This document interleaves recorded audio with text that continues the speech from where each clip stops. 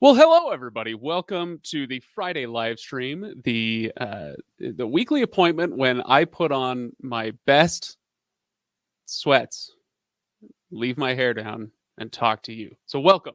I'm happy it's Friday. I'm happy that you're all here, whether you're joining live or later recorded. Welcome to you later, folks, as well. Today we're going to be talking just about a few kind of pieces of streaming news, and I'm going to be taking a lot of your questions. Today is very um, it's very chill, very relaxed live stream. Okay, so if you're looking for me to have some like really spicy angle, like I sometimes do, that's not happening today. Although I will say, why don't we kick this off with this one here?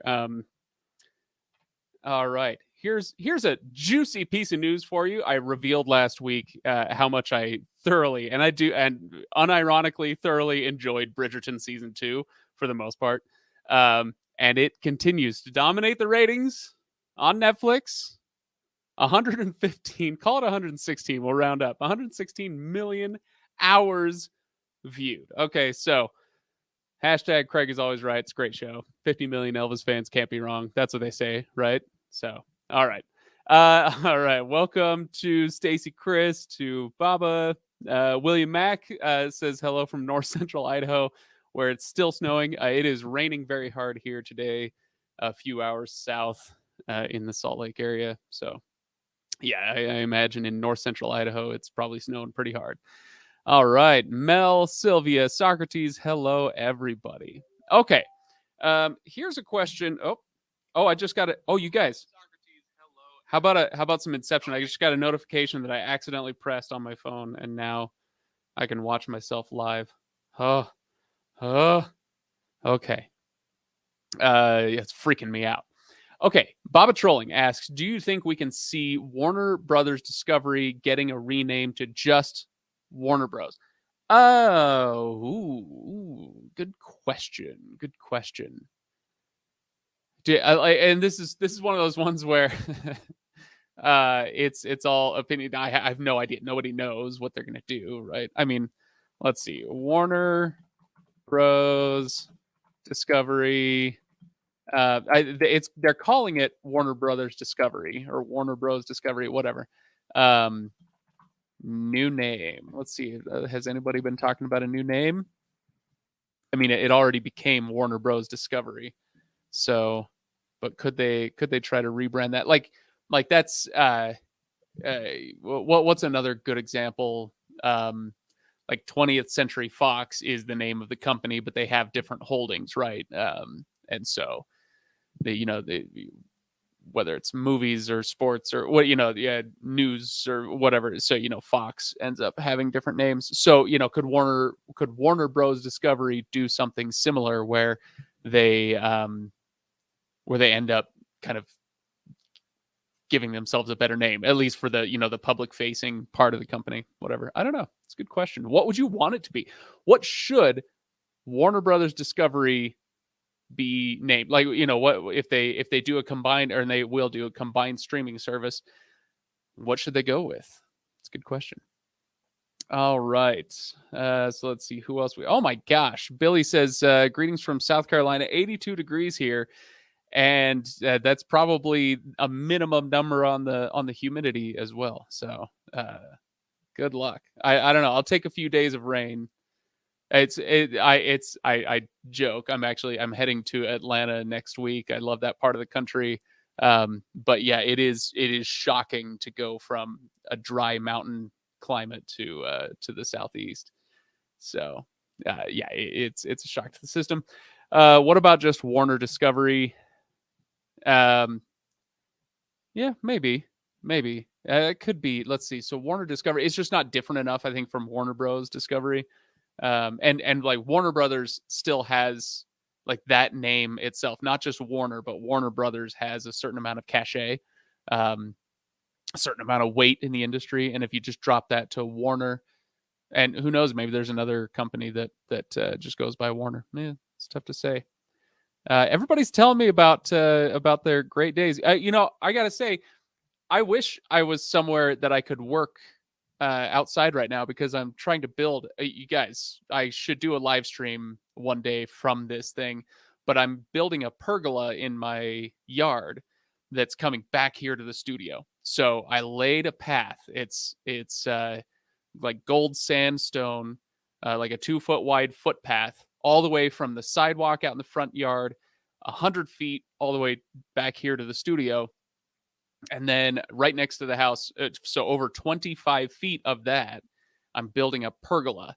So it'll be 9 or 10 feet tall, it's 25 feet long, whatever, and it's going to be so awesome. And I should definitely show you on a live stream sometime. So yeah, stop it. It's raining here. I guess is the point. I want to be working on it right now. I'm halfway done with it, and it's raining, and I can't work on it, and that sucks. I mean, I guess I could, but maybe not such a good idea. Okay, all right. It's miserable here, too sunny and warm. Yeah, well, that happens. All right. Okay. Given Roku's recent move to exclude code apps or unofficial apps from their platform, what do you think the chances are they will have a development team working on a web browser? Ooh. Good question. Or just allow a dang browser on there. I know it's something that a lot of people have asked for. The reasons that they would get rid of these unofficial apps. So we've talked about this before, but I'll just kind of riff on that again for a moment. The reason that they would want to get rid of that is twofold: security. Well, I mean, the other thing I was going to say is quality control, but that's an umbrella that takes up a whole bunch of things. We'll call it quality control. There's security for one thing, and then user experience for another. You don't want people stumbling across apps that that mess up their machine, or whatever the case may be, right? And so this quality control is why they would get rid of the unofficial apps. So if you guys are unfamiliar with this, there were unofficial Roku apps, developer apps, basically, where developers could build a Roku app and then share a link for somebody to go in and download it on their Roku device, and then so essentially helping them beta test it and that sort of thing. It's a great idea, but it was also being used to skirt Roku's terms of service. And so you get a lot of adult-oriented apps on Roku devices that were these, quote-unquote developer apps, where they just send you a code and then you can download all the adult-oriented content that you want. And so, there are reasons that they would want to get rid of these. So with that in mind, with their recent move to exclude the code apps, what do you think the chances are they'll have a dev team working on a web browser? I think you would run into potentially some of the same issues with a web browser that Roku specifically was trying to avoid. They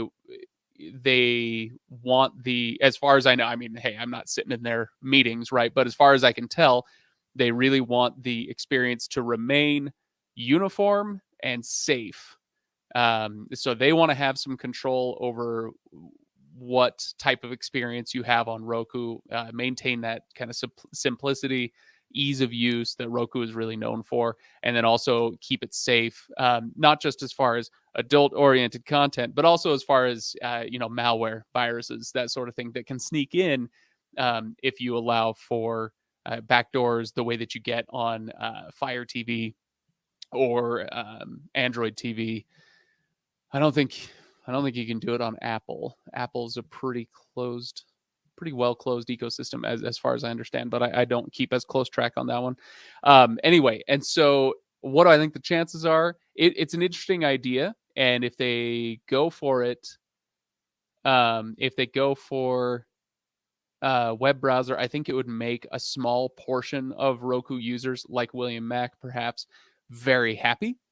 But it would also potentially complicate their ecosystem or their experience for the vast majority of users, and they might want to avoid that. So what are the chances? I have no idea.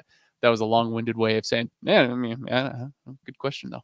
All right, so speaking of Roku, let's see. No, let's go to a different story. Okay, so this one, I don't normally want to do this, but Sam Steshgal, I have no idea how to pronounce his name. He's a soccer reporter for The Athletic. And there is some rumor now that, here we go, per multiple sources, Apple, as of last week, remains in play for a portion of the MLS media rights package that will kick in starting in 2023. All right, so ESPN and Univision are still engaged on the deal. So, all right. Let's see. Turner remained interest, but because of the Warner Media Discovery merger, they had to put things on pause. They may pick up negotiations again with Warner. So, who knows who's going to end up with it. But this is it's an interesting thing because it sounds like Apple, with Apple TV Plus, they are reading the writing on the wall, which I've been scrawling in, big black marker for a long time, which is that live sports is about the only thing that's going to survive from the legacy media days into the cord cutting days. As far as live TV goes, it's sports and some news, like and even news at a certain point, depending on how you define it, may not survive as well. Anyway, let's get rid of this thing. So Apple is looking at this. We talked about last week. They picked up some MLB games. So they actually, somebody on here replied with a screenshot of, or I think he actually took a picture of his iPad airing an MLB game and said, "Hey, it looks pretty good." And I did tune in for just a moment to these are the Mariners division rivals, and so I figured I'd tune in for a moment. And yeah, the broadcast looked really good. They were doing really well with it. So I wonder if Apple is just going to make a hard play for sports.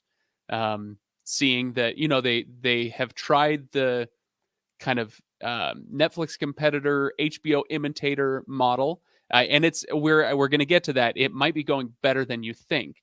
It certainly is going perhaps better than I thought it was. But not only that, they may be jumping into live sports and trying to, if not dominate there, at least become a major player. So it could be really, really interesting to see what happens with Apple in that market. All right. So let's see.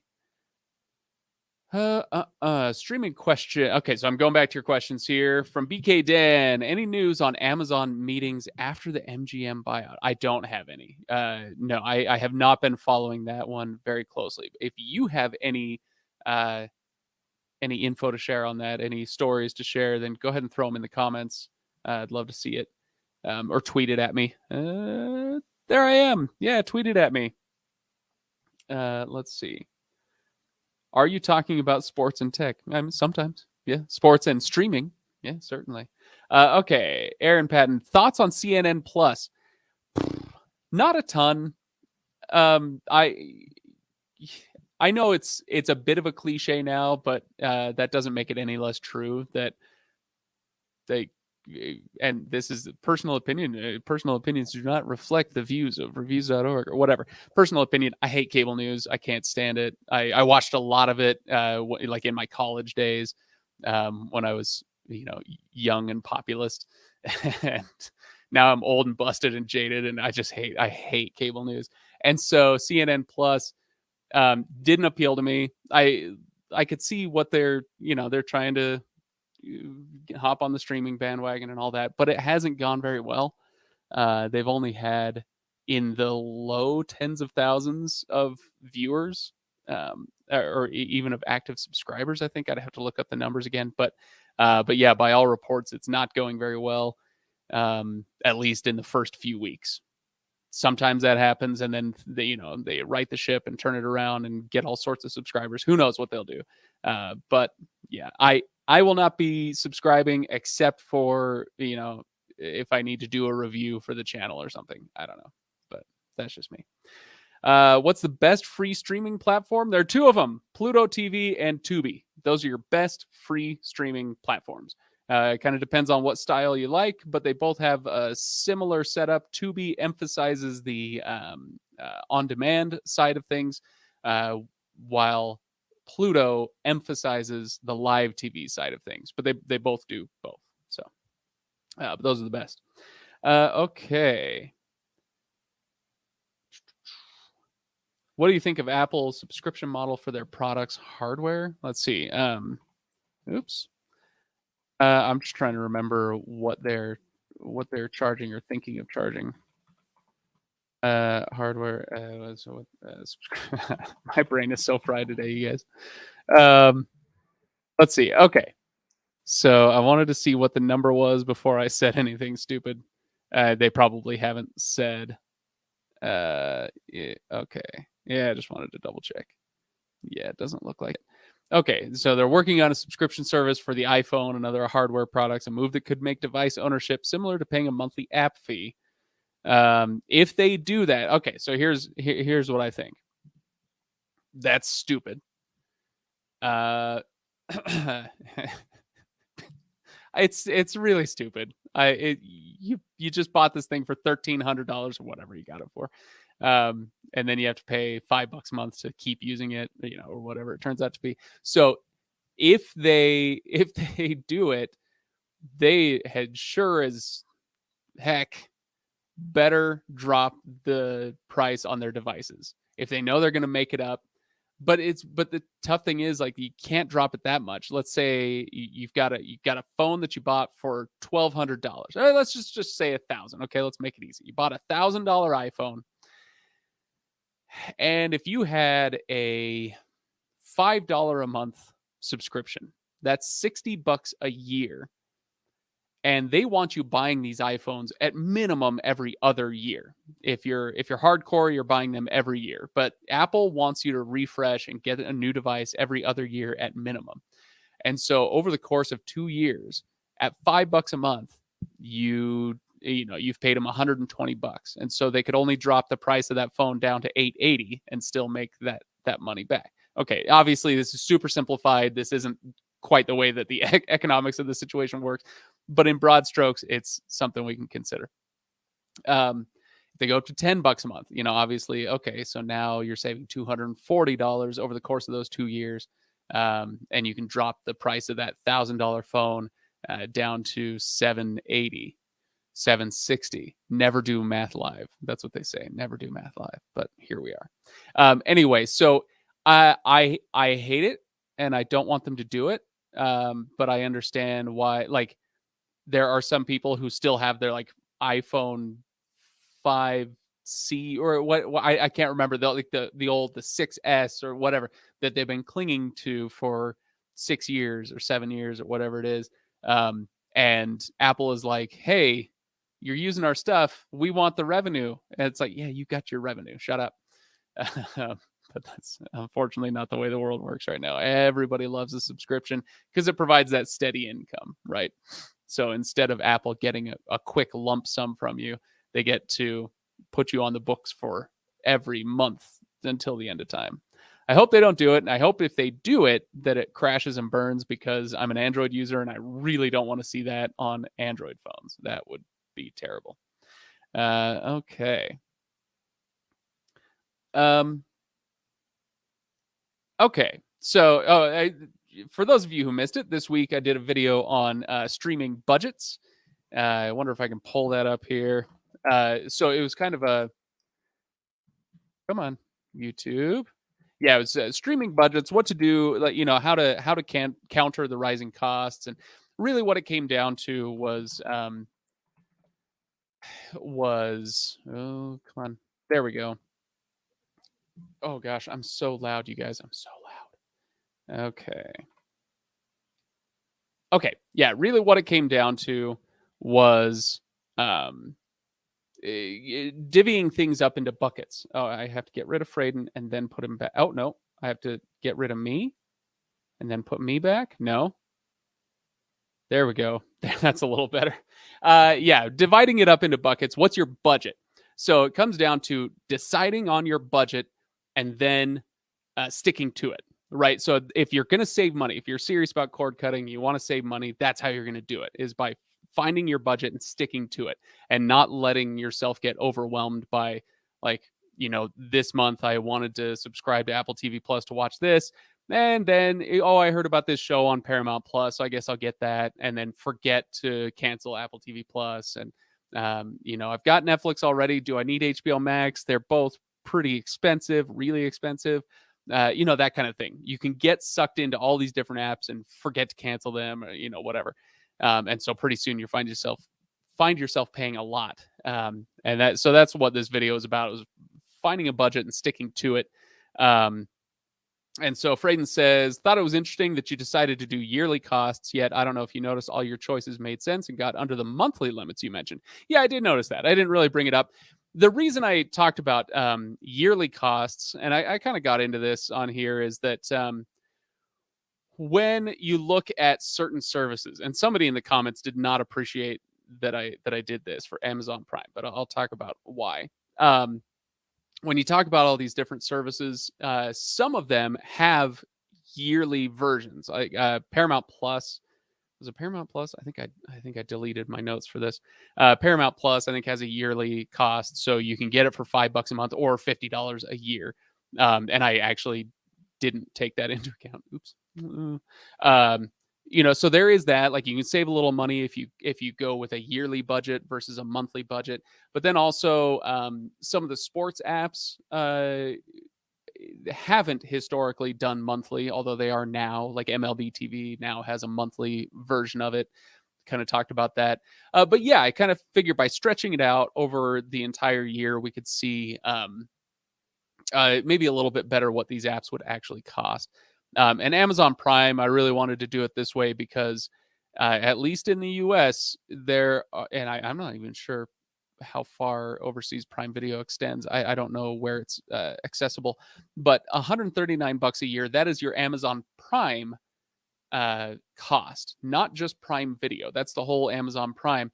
But I did it this way because the number of people who subscribe to Prime Video without subscribing to Amazon Prime, the umbrella service, is negligible from what I've been able to tell. There very, very few people take advantage of just the streaming service. And when you look at that, it's like $960 something a year, something like that. It's just under $10 a year. And so, or a month, I should say. And so over the course of a year, you're paying between $110 and $120 per year. And it was just like, you know what, it's not different enough for me to split that hair. So I just went with Amazon Prime on that. But yeah, when it came down to it, let's see, we had the small version. The budget of $400 a year, and how much could you fit in there? And I got it under $350. And then you start adding anything else on there, and it goes over that $400 a year. So anyway, so that's what I did. You can check that out. I did $400, $600, and $1,000 as my budgets for these. Oh my gosh, I guessed so well. So yeah, there you go. Would love to get everybody's take on this video. So go like it and comment on it. And but yeah, somebody did not like my way of handling Prime Video on this. But oh well. Oh yeah, no. The worst part about this, and if you watch the video, you saw this. I talked about live TV streamers. And what if you want to add a live TV streamer?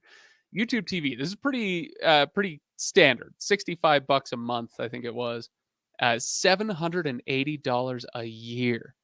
The cheapest kind of cable imitator would be Sling TV. And if you get the orange plus blue, that's $50 a month, or it might be $55 now. But even if it's $50 a month, that's $600 a year. That just destroys any budget.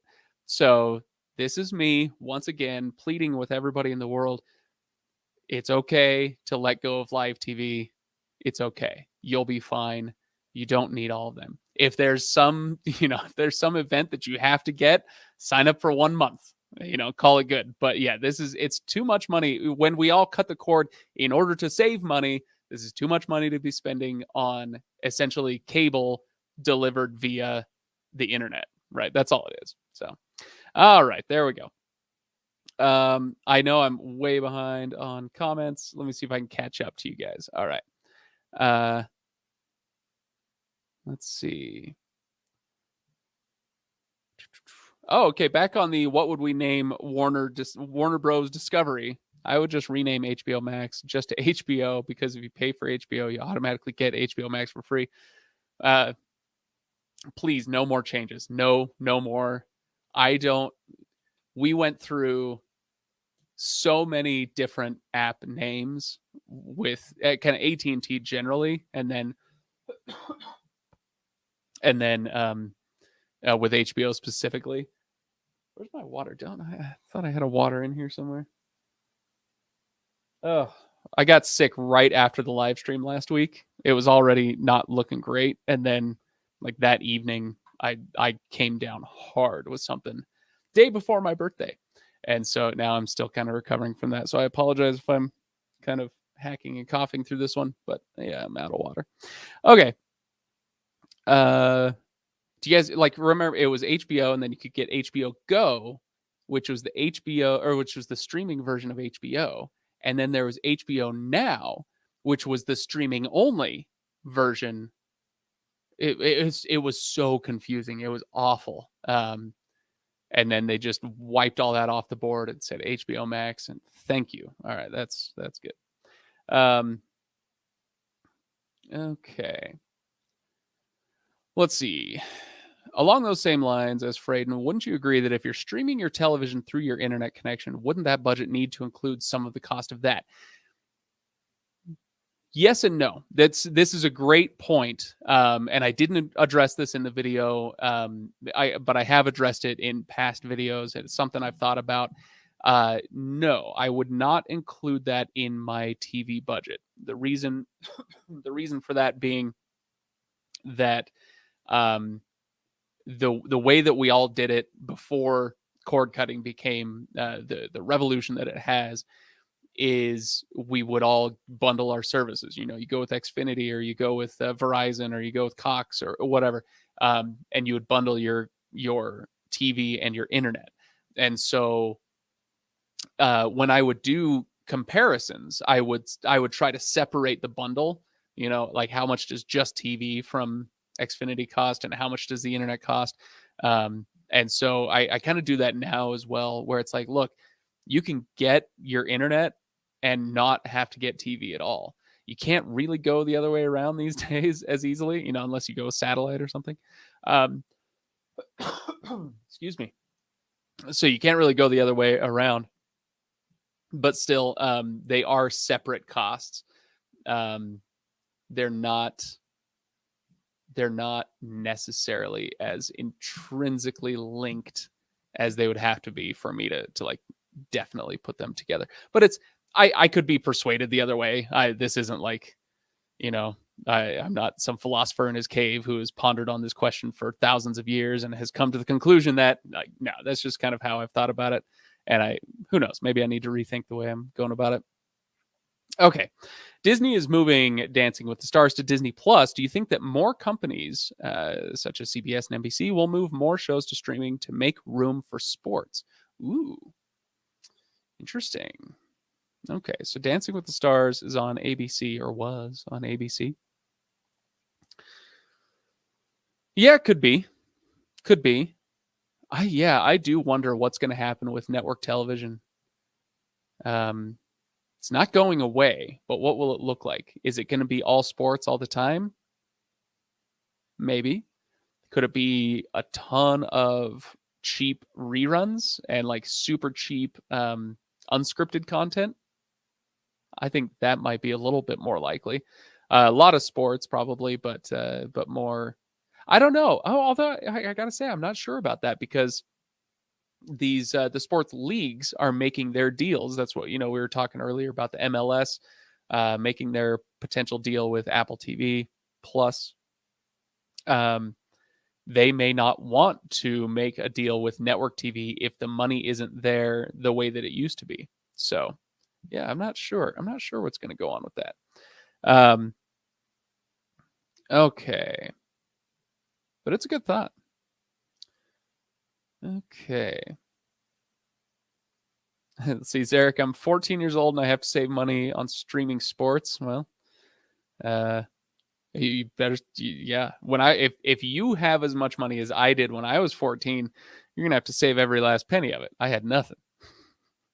I think I got my first under the table job at 14 years old. At 14 years old, I'll tell you what I did. The only money I could earn was I would cut lawns in the neighborhood. And so, I had like 3 or 4 lawns that I would cut every Saturday and, make $15 a lawn or, whatever it was. I don't remember.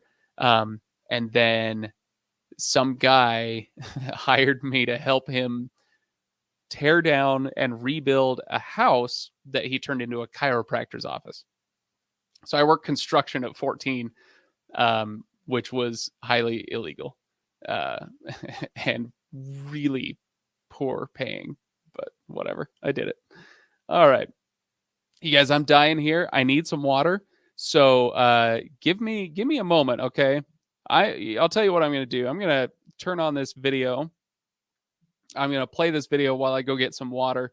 Oh, you know what? I can't do that until I share my system audio.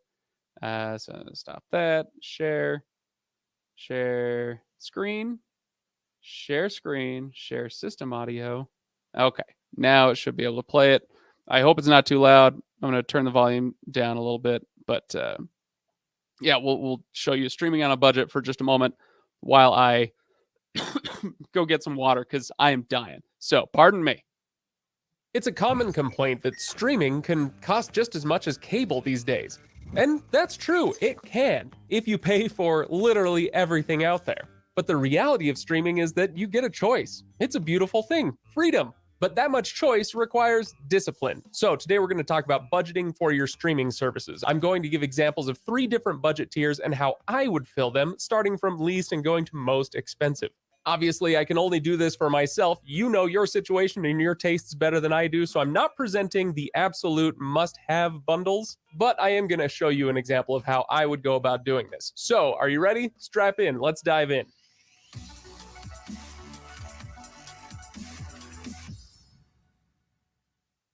Thanks for joining me today, everybody. Don't forget to like and subscribe if you enjoy this video or if you find it helpful or entertaining in some way. All right, so let's get to it. Like I said up top, the trick here is we need to set a budget and stick to it. We could go with a monthly budget since that's how most streaming services price their services, by the month. But instead, I'm going to talk about an annual budget, and I'm going to make that clear as to why in just a few moments. First, let's talk about what we have to choose from based on their monthly costs. Okay, so we've got Netflix, we've got the Disney Plus, Hulu, ESPN Plus bundle. We'll just call that the Disney bundle from here on out. We've got HBO Max, Apple TV Plus, Paramount Plus, Discovery Plus, Prime Video, and you'll notice that Peacock is missing from this list. I'll tell you why in just a few minutes, okay? We'll get back to that. Originally, my budget tiers were going to be $30, $50, and $80 a month, but I decided to go annual on this so that I could more easily mix in things like sports streaming, like MLB TV, which I just reactivated for the year. With that in mind, the new budget tiers for this video are $400, $600, and $1,000 per year. The question is, what can we fit in there? Well, let's start with the easy one. I say it's... Should we start with the easy one? Okay, I'm back. I got some water. Okay. Oh, it's brutal, you guys. That how that goes, like that cough that just lingers for a week or 2 after you're sick. Terrible. Sorry if that blew out your headphones. I know that was pretty loud. I didn't mean to. I'm so sorry. Okay. So let's see what I've missed out on. Oh wow, what a freeze frame. You got a handsome devil. Okay, we're getting rid of that. Okay.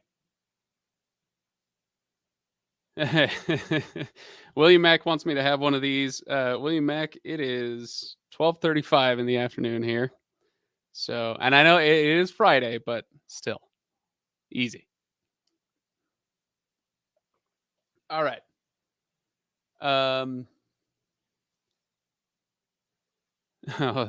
Zarek wants to know what's the best budget as a 14-year-old for streaming myself to save some money.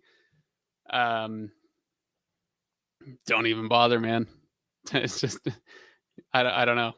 Piggyback off of somebody, get on somebody's family plan. That's your budget. Yeah, don't save your money. If you're 14, I promise you'll put it to better use if it sits in a bank account for a while. All right. I don't do what you want. Okay. Um, so let's see. Andy said, like the video, made me look at my budget. It's about $820 a year. Not a Craig tier, but eye opening. So my streaming budget, I haven't actually priced out how much um I spend on streaming. I do get to because this is my job, I do get to write it off. So I calculated it when I did my taxes earlier this year. If you haven't done them, it's due on Monday, I think. But anyway, so I calculated it, but I forgot what the number was that I spend on streaming. Anyway, so I don't know what my budget is, but because of that, I do allow myself to spend more than much more than I normally would, because I kind of need to have access to these in order to keep up with the channel, etc. So Craig tier. Yeah, $820 a year. That's not a crazy amount. It would be crazy. It's crazy when it gets up to like folks who were paying, and I'm just talking about TV, $200 for cable or satellite for the best TV tier that they could get. They're paying $200 a month for TV, and so you're looking at a $2,400 a year budget. It's just like, that's that GIF. So yeah, that's too much for my blood anyway. But 800 isn't, that's not crazy. But yeah, you can get it lower. And one of the points I made in that video was that let's say you did a $400 a year budget, basically you've got room for 2 or 3, maybe 4 streaming services if there are a bunch of the $5 a month ones. So you've got a bunch of those, but you can fill it out with tons of free content. We talked about Tubi, we talked about Pluto TV. Did you guys hear that IMDb TV has been rebranded? And that just sounded like I was about to say, this is Audible. They have rebranded IMDb TV to Freevee.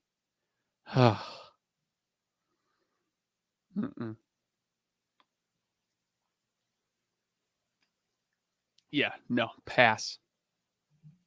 That's just, have you not since Peacock have we had such a terribly named streaming service. Freevee. Okay. All right, where are we? Will Roku ever have an ad-free app? Probably not. It's a good question, but probably not. Let's get rid of this. So right now, let's see, the Roku channel is an ad-supported channel, and I don't see them changing that anytime soon or introducing an ad-free tier. It's possible, but that's one of those things where when a company is thinking about doing that, they'll often start, quote unquote, leaking things to favored reporters, of which I am unfortunately not one. I would love to get leaks from Roku, but they'll start sending out feelers, and they kind of leak this info like, hey, yeah, Roku's thinking about doing this, or they might even do a press release, if they're really bold. Hey, we're thinking about a paid tier, just to see what the public reaction would be, what people have to say about it. But I haven't heard anything like that. Nobody's heard anything like that as far as I know. And on top of that, the success of the free streamers like Roku channel, like Pluto, like Tubi, has been really good.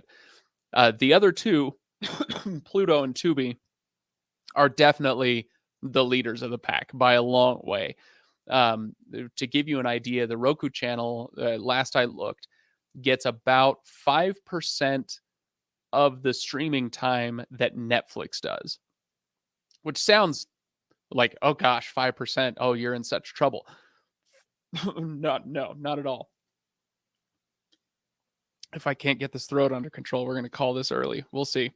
But Netflix is watched so mind-bogglingly much that to say that I've got 5% of the watch time of Netflix is like, hey, well done. Sell yourself some ads, you know? So they're doing okay. At least from this vantage point. There is a news report that came out today that was like, Roku's in huge trouble. Well, maybe. I guess we'll see. All right. Let's see. What do I think about HBO Max and Discovery Plus? We kind of talked about this a little bit. I hope they come up with a good name for the unified app. Maybe it'll just be HBO Max Discovery. I don't know. Just call it HBO Max. Whatever. But yeah, I'm I'm fine with it as long as the price doesn't go crazy. Then I'm fine. Okay. Right. What's the? Oh gosh, I'm falling way behind. You know, I know I've missed a bunch of comments, so I'm just gonna skip kind of to the front. And if you had a question that you asked in the last 10 minutes, please go ahead and resubmit it. I apologize. Okay. Freevee. That's awful. Sounds terrible. Yes, it does. Okay. NFL writes, what's happening with this? Nothing official yet. The front runner is still Amazon as far as the latest that I've heard. But I know that Apple did throw their hat in the ring for that one. But yeah, when something official happens, believe me, everybody's going to know about it. Okay. Just call it Amazon TV. It's not a bad idea. Well, so you got Prime TV. You could have, that would be confusing, honestly. Okay, now that I think about it. Because you got Prime Video, and then if it was like Prime Video is the paid version, Amazon TV is the free version. Like people would get really confused, I think, about that. But still, that doesn't mean that Freevee is a good name. It is not. Let's see.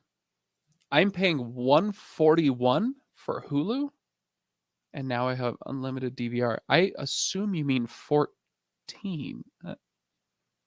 Or are you talking about the yearly cost? Maybe that's the yearly cost. Yeah, I don't know. All right. See, this is so Aaron says they've got too many yes people around them. Freevee is a horrible name. Yeah. This is why I would like to be paid handsomely as a consultant for all of these services. And my entire job would be to sit in those board meetings and go, oh, that's stupid. That's my whole job. Nope, that's stupid. And then they say, what do you suggest? I mean, doesn't matter. That's stupid. I think I should be paid very well for this. Okay. Freevee. Honestly, it's the same geniuses who came up with the name Quibi. But you see, it's a quick bite. Oh, you guys, I'm dying. I don't think I can make a full hour on this. Oh man. Between the coughs and the laughs, Quibi, honestly. I remember going to their launch announcement at CES. What would that have been at the beginning of 2020, I think? And I was like, huh, that's an interesting idea. Turns out it wasn't that interesting. All right. Hire me to write for your website. Oh, well. Go to reviews.org. And I think there might be a button somewhere. Let's check. Reviews.org. Go all the way to the bottom. Okay, there you go. All right. So go to, oh, come on now. Go to reviews.org. Right down there. Contact us. There you go. That's how you can get in contact. I'm not the person to ask. I do not make such decisions. All right. HBO Max could become HBO Max Plus. HBO Max Ultra. HBO Max Quantum. I don't know. They could come up with all sorts of crap. Okay, is it just me or is Showtime better than Paramount Plus, especially if you have indoor antennas? Yeah, it's probably just, or I shouldn't say it's just you. It's probably you. There are a lot of people who would feel one way or the other. A lot of people are so mad at Picard right now that they would refuse to give Paramount Plus any credit at all. All right. All right. What? Yeah. 140. Well, $141 a month for. Oh, so you're doing the add-ons. Good Lord, man. Um, No idea if you're a man. Let's see. So let's see. Hulu.com. Okay, let's see what you can get here. Uh, okay, so I'm going to Hulu. So first we look at how much does it cost? I think right now it's 65, 70. Are they the ones that upped it to 70? Um, they're not actually going to tell me the price, are they? I hate that. But then you can go to the add-ons. Unlimited screens. Yeah, this drives me crazy when they don't actually put the price on there because they know. Oh yeah, here you go. Yeah, they put all the way down at the bottom of the freaking page. Um, $70 a month for that, and then available add-ons. Those are like $5 to $10 a piece. So you must have a bunch of add-ons there. Oh, okay. So if you're doing HBO Max, that makes some sense, right? You just you would have paid for that anyway. But then if you're like, don't add Cinemax if you got HBO Max, because a lot of the titles from there are on there now. Showtime, Stars, Entertainment add-on. Are they going to? Oh yeah, okay, $8 a month for those channels. Spanish add-on, sports add-on. I bet you got the sports add-on for $10 a month. Anyway, so yeah, that cost can really climb. HBO Discovery is a good name. I could make some jokes. Yeah. So yeah, 141 a month. That's a lot of money. That's a lot. But with those add-ons, yeah, it can add up pretty quick. Excuse me. All right, guys, I'm gonna just answer a couple more. Then I'm gonna call it for today because this is it's a little miserable for me, and I'm sure it's not fun for you to listen to me hacking into the microphone. Every 20 seconds. So in this case, Alec asked about what do I think of them bungling their services. I assume you mean bundling their services. Yeah, I think I've kind of answered this one enough at this point, but real quick, they are going to bundle the services first, optionally, and then they'll combine the services at a later date. So probably sometime this summer, you'll be able to get an HBO Max and Discovery Plus bundle before they figure out the right way to merge the apps together into a single app. So what do I think of it? I kind of wish that the bundle was a permanent option because the two services are so different. Where with HBO Max, you have a concentration on scripted content. Whether it's dramas or comedies, whatever, you have highly produced scripted content versus Discovery Plus with its emphasis on unscripted content. We could call it reality TV, but let's not. Because they're so different, I kind of wish that they would just stay bundled forever, so that you don't have to sign up for both. Because when they do finally merge, it's almost inevitable that HBO Max will add maybe not the full $5 for Discovery Plus, but maybe $3. So that if you want commercial free, you've got to pay $18 a month for HBO Max. 13 bucks a month for the commercial supported HBO Max. Maybe something like that. They could go the full $5 and just say, hey, it's $20 a month if you want to get this new app. I hope they don't do that. I always prefer choice. I prefer choice over convenience, but I know other people prefer convenience over choice, and they'd rather just have a single app. So we'll see who wins out. But right now, the plan, as stated, is to go the convenience route and just squish them together into one. All right. All right. So they can also bungle it. That's true. That's absolutely true. All right, everybody. I know there are some who just showed up. Somebody else said hi just a few moments ago. I apologize if you just showed up for this stream, but I have been hacking and coughing, and my throat is kind of on fire right now from all this talking. So I'm going to call it for today and say that I will see you next week. Next week I will be in Atlanta, Georgia. And so I will likely be broadcasting from a hotel room there with their, I'm sure, blazing fast internet speeds. So we'll see how it goes. It worked last year when I was out there in June. So we'll see how it goes this year. Again, thank you everybody for watching. Don't forget before you go to head to reviews.org/giveaways. I believe it's next week. We're actually doing the drawing for that. I could be mistaken, but I'm pretty sure. Before I go, let me make sure that I am not forgetting anything. Just give me 1 second. I'm going to log into this thing and make sure that I'm not forgetting. Okay. I'm just double checking that I didn't miss any notifications from the reviews team that I need to announce anything. Something like that. Okay. I think we're okay. All right. All right. So yeah, again, support the channel. See you next week. Have a good one. Enjoy your weekend, and